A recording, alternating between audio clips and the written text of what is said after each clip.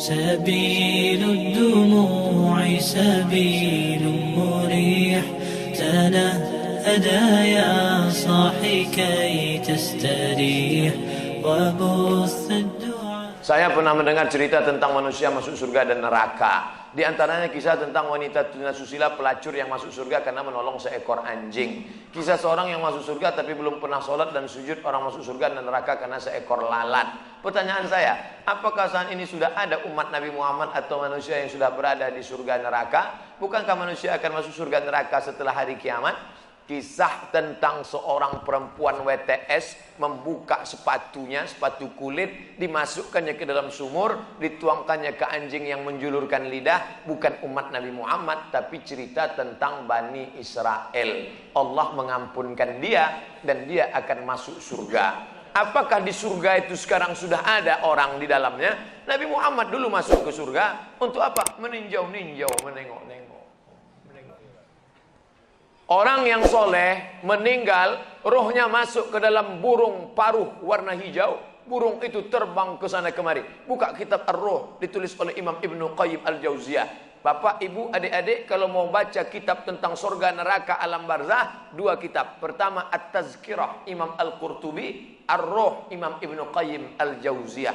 Ada orang-orang dibawa singgah ke surga jalan-jalan. Ini pemukiman, real estate, rumah mewah. Nanti akan ditempati 1 Januari 2018. Tapi sebelum itu orang boleh jalan-jalan, nengok, survei-survei dulu. Makanya orang mati syahid wajahnya senyum. Kenapa orang mati syahid wajah senyum? Karena sebelum nyawanya keluar, malaikat sudah mengepakkan sayapnya. Di situ nampaknya kau akan mati, kau tinggal di lorong blok C nomor 15. Senyum dia. Nah, ini kita sekarang jangankan tempat surga, parkir pun payah. Apa hukumnya jika saya sholat sambil menutup mata agar sholat saya menjadi lebih khusyuk? Apakah ini tak boleh Pak Ustadz? Sebab dulu saya pernah tanya hal ini pada dosen agama, katanya ini tak boleh karena dianggap tak sopan pada Allah. Sementara jika mata saya terbuka, saya sulit untuk khusyuk. Adakah solusi untuk saya Pak Ustadz? Thanks. Ada gambar senyum. Titik 2. Sekarang saya mau menunjukkan beberapa riwayat sahabat Nabi itu sholatnya pejam mata atau buka mata. Jangan jawab. Nabi jadi imam, sahabat di belakang. Ketika sedang sholat, Nabi buka selopnya, sendalnya. Waktu itu Masjid Nabawi pasir. Nabi buka selopnya, semua sahabat yang ada di belakang membuka selop. Kira-kira sahabat di belakang pejam mata atau buka mata? Buka, karena kalau pejam mana dia tahu. Uqtulul aswadaini fi shalah, bunuhlah dua yang hitam ketika kau sedang sholat. Allahu Akbar. Lewat dua yang hitam. Apa yang hitam itu? Kalajengking dengan ular. Bunuh. Kira-kira orang sholat bisa ada dua yang hitam lewat, dia tahu matanya terbuka atau tertutup? Terbuka. Kalau tertutup, tiba-tiba udah tegak anaconda. Nah, terbuka. Jadi masalah sholat terbuka atau tertutup, terbuka. Tapi ada saat tertentu kita mesti tutup. Saya pernah mengalami. Pas di depan saya pakai baju kaos, tertulis di belakangnya, hidup memang susah, jangan bikin susah. Asal saya buka, terbaca Pak.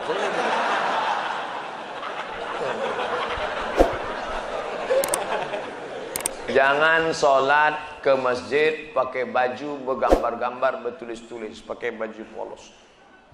Gambar. Sudahlah hari Jumat, besok terlambat datang ke tengah, tulis di belakang. Emang masalah buat lo?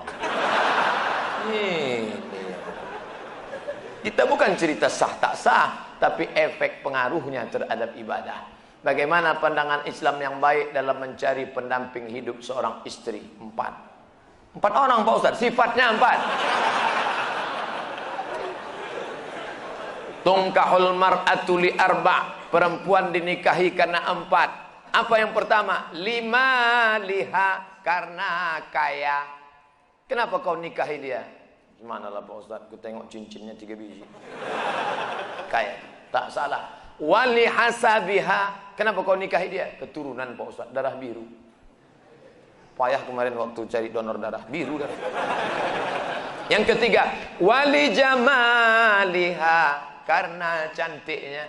Rambutnya bak mayang terurai, pipinya bak pauh dilayang, alisnya bak semut beriring, bibirnya bak delima merekah. So sweet. Walidiniha, karena agamanya. Fazfar bidzatiddin, pandangkan agamanya. Kau nikahi karena sukunya. Berapa banyak orang melanggar pantangan suku, dipecat dari suku. Kau nikahi dia karena kayanya, hartanya hilang melayang, kau tak suka lagi. Kau nikahi karena bentuk rupa, perempuan bagaikan bunga, kuntum mekar, setelah itu layu, semuanya layu, dia akan berubah. Nikahilah karena agamanya. Ustadz Somad, ya, saya mahasiswa Ustadz dulu, ya. Bisa, saya udah tamat kuliah Pak Ustadz, mantap. Udah kerja Pak Ustadz, alhamdulillah. Belum nikah Pak Ustadz, nauzubillah. Bisa Ustadz carikan yang ada 4-4-nya Pak Ustadz. Kalau ada 4-4-nya ngapain untuk ente? Man talaba akhan bila aibin baqiya bila akhin. Siapa mencari kawan yang tak bercacat, seumur hidup tak akan berkawan. Menikah bukan mencari kesempurnaan, menikah menutupi segala kekurangan. Semenit setelah akad, mulailah kau nampak segala kekurangannya. Kurang cantik, kurang tinggi, kurang putih, kurang mancung, kurang.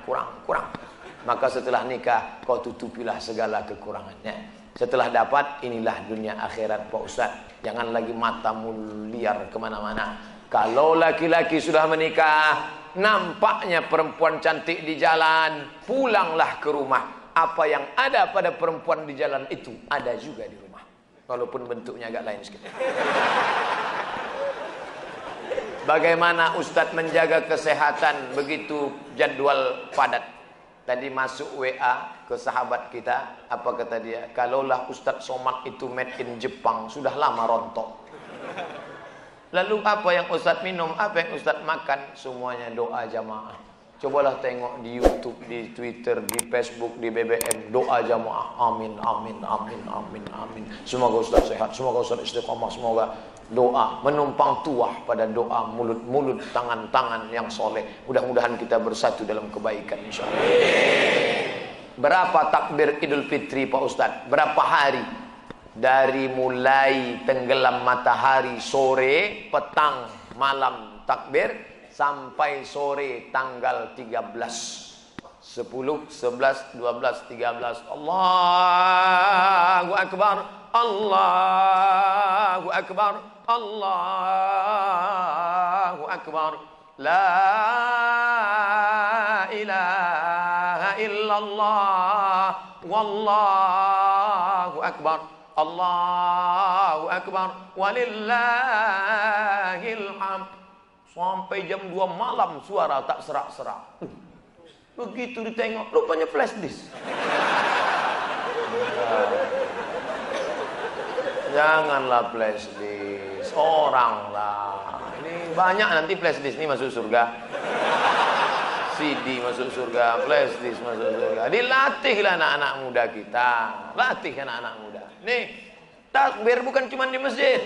Selama 4 hari itu takbir. Anak-anak, ibu-ibu di rumah sambil masak opor, masak rendang, masak gulai kambing. Allahu Akbar, Allahu Akbar. La ilaha illallah. Garamnya kurang. Apa yang membuat Ustadz tetap istiqomah berdakwah dari masjid satu ke masjid lain? Bukankah Ustadz sudah ada tawaran TV swasta untuk mengajak Ustadz mengisi acara di salah satu stasiun TV yang kita semua sudah tahu kalau tampil di TV bayarannya besar? Dia mau saya harus ganteng. Masuk TV itu 2, ganteng betul atau buruk betul.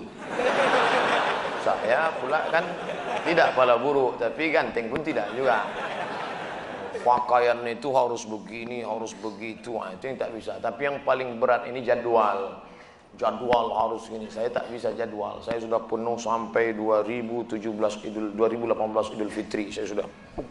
Nah, nanti setelah itu barulah kita masuk ke TV-TV. Kok muat? Apakah memang ada hadis yang mengatakan tidak kujamin umatku 14 abad akan datang? Seandainya di sini memang ada, apa yang tidak dijamin? Syafaatnya atau ibadahnya? Mohon pencerahan. Tak ada. Nabi jangan berkecil hati hidup zaman sekarang. Apa kata Nabi sallallahu alaihi wasallam?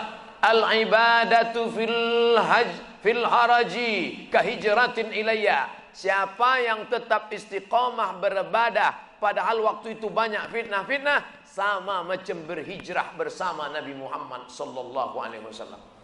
Jadi jangan mengutuk nasib. Mengapa aku hidup di abad sekarang ini? Kenapa tak hidup zaman Abu Bakar, Umar, Utsman, Ali? Kalau mental model ini, hidup zaman dulu pun jadi Abu Jahal, Abu Lahab. Jangan berduka. Anak-anak muda, kalian yang banyak godaan, justru hebat. Ini anak-anak muda yang datang malam ini luar biasa. Tadi udah ada yang ngajak ke karaoke, ada yang ngajak ke night club, ada yang ngajak main gaple, ada yang ngajak dangdut. Dia tolak itu semua. Maka sama macam hijrah bersama Nabi Muhammad SAW. Tuh, bro, kita gimana karaoke malam ini? Tidak, aku mau ngaji ke sana. Ada Ustaz Somad datang. Itu. Setelah, jadi gimana? Pulang dari sana kita.